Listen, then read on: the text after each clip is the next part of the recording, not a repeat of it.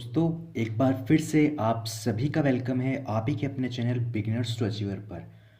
आज की ये वीडियो परसेंटेज वृद्धि और कमी पर आधारित प्रश्नों पर होगी। चलिए हम शुरू करते हैं। हमारा पहला प्रश्न है, एक कर्मचारी की मजदूरी में 20% की कटौती की गई है। यदि उसकी मजदूरी को पुनः पहले की मजदूरी के बराबर लाना हो तो उसमें कितने प्रतिशत की वृद्धि करनी पड़ेगी। ठीक है, तो हम इसे सॉल्व करते हैं। एक कर्मचारी है, उसकी मजदूरी मजदूरी है उसकी 20%। कितनी मजदूरी है? 20% की उसकी मजदूरी है। ठीक है, तो 20% की मजदूरी है तो 20% की फ्रैक्शन वैल्यू निकाल लेंगे हम। कितनी होती है? 20% की फ्रैक्शन वैल्यू निकालने के लिए क्या करेंगे? 20/100। अब इसे हम 20 से काट देंगे तो एक बार कटेगा, ये कट जाएगा 5 बार, यानी कि 20% की फ्रैक्शन वैल्यू होती है 1/5, जो कि मैंने आपको पिछली वीडियोस में भी बता चुका हूँ। ठीक है, अगर आपको फ्रैक्शन वैल्यू याद नहीं है तो आप इसे याद कर लीजिए। ठीक है, क्योंकि ये बहुत टाइम बचाती है। ठीक है, तो 1/5 फ्रैक्शन वैल्यू, यानी कहने का मतलब है कि उसकी जब प्रारंभ में आय थी, प्रारंभ में वो 5 थी और उस पर उन्होंने 20% की कटौती कर ली, यानी कि 1 की कटौती कर ली जो कि यहाँ से आया। तो अब उसकी आय कितनी बची? 4 बची। ठीक है ना, पहले उसकी मजदूरी 5 थी, उसमें 20% की कमी होने के बाद 4 बची। ठीक है, अब वो कह रहे हैं कि मजदूरी को पुनः बराबर लाना हो तो उसमें कितने प्रतिशत की वृद्धि करनी होगी, यानी कि हमसे परसेंटेज वृद्धि पूछी गई है। तो परसेंटेज वृद्धि निकालने के लिए हम क्या करेंगे? पहले तो इन दोनों के डिफरेंस लिखेंगे। इन 5 और 4 के बीच का डिफरेंस कितना है? 1। अब हमें निकालनी है परसेंटेज वृद्धि। ठीक है, तो इन दोनों का डिफरेंस लिख दिया। फिर वृद्धि निकालने के लिए क्या करते हैं? इन दोनों में से जो छोटी संख्या होगी उसको नीचे लिख देंगे और गुणा कर देंगे 100 से। 4 से मैंने 100 को काटा, 100 को काटा 25 बार, 25 बार कट गया, यानी कि 25% उनको वृद्धि करनी पड़ेगी, जब जाकर के उसकी पुरानी मजदूरी के बराबर उसकी मजदूरी बनेगी। ठीक है, देखो 4 में भी अगर हम 25% जोड़ लें तो वो 5 बन जाएगा, ऐसे भी देख सकते हो। लेकिन ये एक फॉर्मूला मेथड है, इसके थ्रू अगर आप सवाल करते हैं तो आपका सवाल 100% एक्यूरेट और करेक्ट बैठता है। ठीक है, आई होप कि आपको पसंद आया हो मेथड हमारा। चलिए हम नेक्स्ट अगला क्वेश्चन देखते हैं। अगला प्रश्न है, एक वस्तु का विक्रय मूल्य 20% कम करने पर उसकी बिक्री में 80% की कमी हो गई। तदनुसार उसकी कुल बिक्री वास्तव में कितने प्रतिशत प्रभावित हुई। या हमें कहा गया है कि एक कोई वस्तु है, उसकी पहले बिक्री 20% की कमी हो गई। 20% की क्या हो रही है? कमी में माइनस से शो कर रहा हूँ कमी को। 20% की कमी हुई तो 20% की फ्रैक्शन वैल्यू आपको पता ही है कितनी होती है? 1/5। यानी कि अगर वो चीज़ 5 रुपए की थी तो उसमें 1 की कमी होने के बाद वो 4 की रह गई।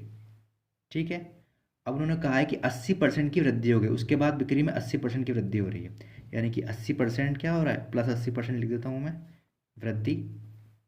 तो 80% की फ्रैक्शन वैल्यू कितनी होती है? 80% बराबर कितना होता है? 80/100।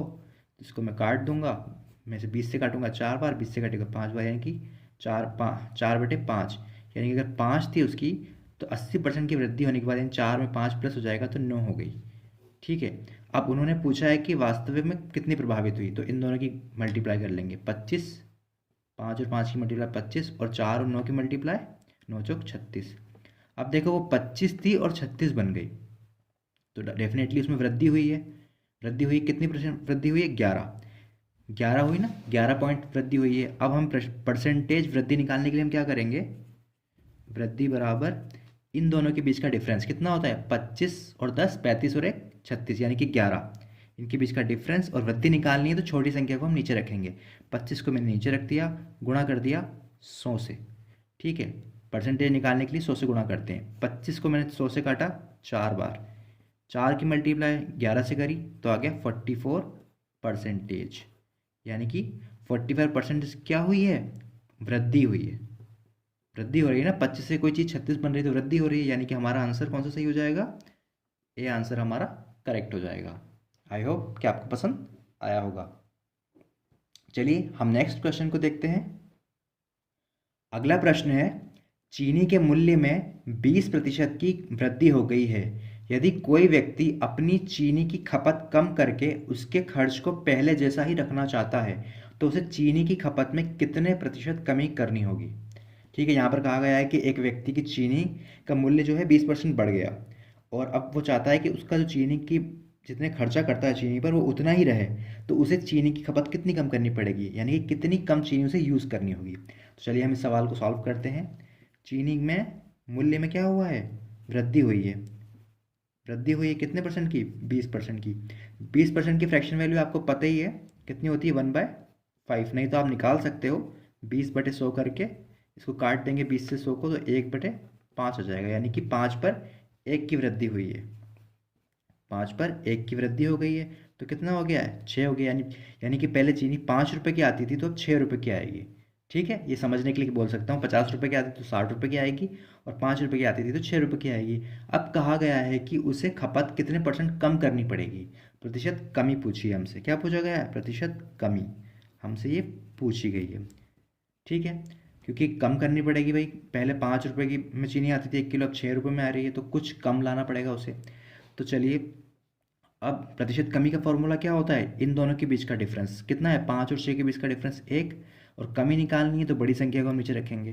ठीक है, कमी निकालनी है तो बड़ी संख्या को हम नीचे रखेंगे। इन दोनों में 5 और 6 में बड़ा क्या है, 6 बड़ा है, तो 6 को नीचे रखेंगे, मल्टीप्लाई कर देंगे 100 से। 100 से मैंने इसे मल्टीप्लाई किया। इस 6 को क्या मैं इस तरीके से भी लिख सकता हूँ, 3 × 2। अगर मैं इसको इस तरीके से लिख सकता हूँ ना, तो इस 2 से मैं इस 100 को काट दूंगा 50 टाइम। अब क्या बचा, 3 बच गया।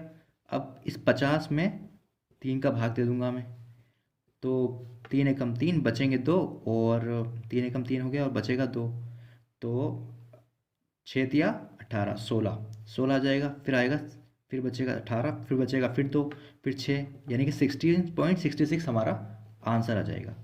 ठीक है, 50 में 3 की, चाहे आप डायरेक्ट 6 की मल्टीप्लाई 100 पे देंगे तब भी ये आएगा, लेकिन ये ईजी करने के लिए हम इसे तोड़ लेते हैं ताकि आसानी से मल्टीप्लाई या डिवाइड हम कर सकें। तो हमारा आंसर कितना आएगा, 66.66%, यानी 16.66% उसे अपनी चीनी की खपत में कमी करनी पड़ेगी। तो हमारा आंसर हो जाएगा बी। ठीक है, 16, यानी कि पहले अगर वो 1 किलो चीनी लेता था तो उसका 16.66% उसे कम करना पड़ेगा। ठीक है, आई होप कि आपको ये बात समझ आ गई होगी। चलिए अब नेक्स्ट क्वेश्चन की ओर बढ़ते हैं हम। अगला प्रश्न है हमारा, ए की आय बी की आय से 40% कम है, तो बी की आय ए की आय से कितने प्रतिशत अधिक है, आपको इस सवाल में बताना है। ए और बी दो लोग हैं, कहा गया है कि ए की आय बी की आय से 40% कम है। 40% क्या है, लेस, माइनस का साइन लगा दिया। 40% की फ्रैक्शन वैल्यू कितनी होती है, 40/100 निकाल लो, चाहे अगर आपको नहीं आती है तो। 20 से काटेंगे 2 बार, 20 से काटेंगे 5 बार, यानी 2/5। ठीक है, यानी 40% की फ्रैक्शन वैल्यू कितनी, 2/5। 40% कम है ए की आय बी की आय से, यानी कि अगर बी की आय 5 है तो 2 कम कर दो इसमें से, -2 3, यानी ए की आय 3 हो गई। ठीक है, अब कहा गया है कि ए की आय से कितने परसेंट अधिक है बी की आय। बी की आय कितने परसेंट अधिक है, वैसे देखने के हिसाब से कितना अधिक है, 2, इनके डिफरेंस 2। अधिक निकालने के लिए क्या करते हैं, छोटी संख्या नीचे रख देंगे, 3 गुणा में 100 कर देंगे। ठीक है, 3 से मैं 100 को काटूंगा तो कितना आ जाएगा, 33.33। ठीक है, फिर इस 33.33 की मल्टीप्लाई 2 से करूँगा तो क्या आएगा, 66.66, यानी कि ये आपका आंसर हो जाएगा। यानी कि ए की आय बी की आय से 66.66% ज़्यादा, यानी 66.66% ज़्यादा है। आपका आंसर सी करेक्ट हो जाएगा। चलिए नेक्स्ट क्वेश्चन देखते हैं हम। नेक्स्ट सवाल है हमारा, खाद्य तेल का दाम 25% बढ़ गया है, यदि इस मद पर व्यय न बढ़ाने के लिए परिवार को खाद्य के प्रयोग में कितने प्रतिशत की कमी करनी पड़ेगी। कहने का मतलब है कि खाने के तेल पर 25% पैसे बढ़ गए हैं, तो अब एक कोई परिवार है वो चाहता है कि उसके जो खर्चे हैं वो ना बढ़ें और पैसे ज़्यादा खर्च ना करने पड़ें, तो उसे तेल पर कितने पैसे कम खर्च करने पड़ें, यानी कितना तेल कम यूज़ करना पड़ेगा उन्हें। ये सवाल में हमसे पूछा है, हमें बताना है कि कितने प्रतिशत की कमी उसको खाने के तेल में करनी पड़ेगी। तो चलिए देखें कितने परसेंट तेल बढ़ गया है, रेट कितना बढ़ गया है, रेट बढ़ा है 25%। पॉजिटिव का मतलब है कि बढ़ गया है, ठीक है, और नेगेटिव लिखूंगा तो उसका मतलब है घट गया। तो 25% की फ्रैक्शन वैल्यू आपको पता ही होगी, 1/4 होती है, वरना आप 25/100 करके भी निकाल सकते हो। ठीक है, 25 से कट जाएगा 4 बार और ये 1 आ जाएगा। ठीक है, यानी कि पहले अगर तेल 4 रुपये का आता था तो उसमें 1% की वृद्धि हो गई, यानी कि ये 4 और इसमें 1 की वृद्धि हो रही है। ठीक है, ऐसे करना है। 1 की वृद्धि हो गई तो अब वो 5 का आ गया, यानी पहले 4 रुपये में अगर तेल आता था तो अब वो 5 रुपये में आ रहा है। चाहे वो 40 रुपये में आता था तो 50 रुपये में, चाहे वो 400 में आता था तो 500 में। ये एक शॉर्ट मेथड है, शॉर्ट यूनिट में हम निकाल लेते हैं सबसे छोटी, ताकि हम डिवाइड और मल्टीप्लाई आसानी से कर सकें। ठीक है, 4 रुपये में आता था, अब वो 5 रुपये में आ रहा है। अब कहा गया है कि उन्हें कितने प्रतिशत की कमी करनी पड़ेगी खाने के तेल में। तो प्रतिशत हमसे क्या पूछा है? कमी पूछी गई है। कमी पूछी गई है ना हमसे, तो कमी निकालने के लिए हम क्या करते हैं? इन दोनों के बीच का डिफरेंस, 4 और 5 के बीच का डिफरेंस 1, और कमी है, कमी पूछी है तो बड़ी संख्या को नीचे रख देंगे। तो 4 और 5 में बड़ा है 5, तो 5 को नीचे रख दिया, गुणा में 100 कर दिया हमने। 5 से मैंने 100 को काट दिया 20 बार, 5 से 100 20 बार कटता है, यानी कि 20% की उन्हें क्या करनी पड़ेगी? कमी करनी पड़ेगी। ये आपका आंसर हो जाएगा। ठीक है, आई होप कि आपको समझ में आ रहा होगा। अगर आपको कोई भी बात समझ में नहीं आती है या कुछ भी क्वेश्चन आपको समझ में नहीं आता तो आप हमें कमेंट में लिख भेजिए, हम आपको उसके डिटेल में वीडियो बनाकर आपको एक्सप्लेन कर देंगे। ठीक है, चलिए बढ़ते हैं हम नेक्स्ट क्वेश्चन की तरफ। अगला प्रश्न है, ए का वेतन बी के वेतन से 33.33% कम है, तो बताओ कि बी का वेतन ए के वेतन से कितने प्रतिशत ज़्यादा है। ठीक है, यहाँ पर भी पिछले सवाल की तरह दो लोग हैं, ए और बी। यहाँ कहा गया है कि 33.33% क्या है? कम है। नेगेटिव का साइन मैंने लगा दिया है। ठीक है, 33.33% की वैल्यू की फ्रैक्शन वैल्यू कितनी होती है? चाहे आप करना चाहो तो कर लो 100 से, लेकिन इसकी याद रखोगे तो ज़्यादा बेहतर है। 1/3 होती है। ठीक है, क्योंकि 33.100 से 1/3 टाइम कट जाता है। ठीक है ना, 1/3 होती है। यानी कि कहने का मतलब है कि अगर ए का वेतन बी के वेतन से कम है, यानी बी का वेतन अगर 3 है तो उससे 1 कम 2 ए का रहा होगा। यही है ना, उनमें -1 रहा होगा तो 2 का 1 रहा होगा। ए का वेतन कम है बी से तो कम है। तो अब यहाँ पूछा गया है कि बी का वेतन ए से कितने प्रतिशत ज़्यादा है। तो प्रतिशत वृद्धि हमसे पूछी गई है, तो उसको निकालने के लिए वही एक सिंपल सा मेथड है, इन दोनों का डिफरेंस कर लेंगे, जो कि एक आ रहा है हमारे सामने, और वृद्धि पूछी है हमसे, ज़्यादा पूछा है तो हम छोटी संख्या को नीचे ले लेंगे, गुणा में हम 100 कर देंगे। 2 से मैं 100 को काटूंगा तो 50 हमारा आंसर आ जाएगा, यानी कि 50% ज़्यादा है। आपका सी ऑप्शन करेक्ट हो जाएगा।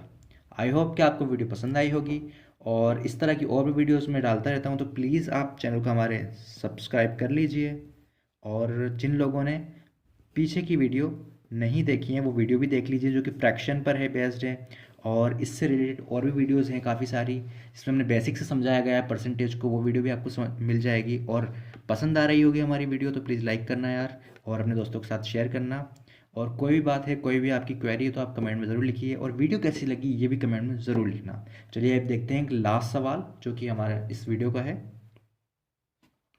लास्ट सवाल है हमारा, यदि ए की आय बी से 40% कम है तो बी की आय ए से कितने प्रतिशत अधिक है। सेम सवाल है, पिछले सवालों की तरह ही कर लोगे आप, आई होप कर लीजिए, और इसका जवाब मुझे कमेंट्स में ज़रूर लिख भेजिए। ठीक है, मिलते हैं आपसे बहुत जल्दी। तब तक के लिए अपना और अपने अजीज़ों का ख्याल रखें, और प्लीज़ अगर आपने चैनल को सब्सक्राइब नहीं किया है तो प्लीज़ हमारे चैनल को सब्सक्राइब कर लीजिए, और बेल आइकन को भी प्रेस कर लीजिए, ताकि जब भी हमारी वीडियोस अपलोड हो तो आपको उसका नोटिफिकेशन टाइम पर मिल जाए।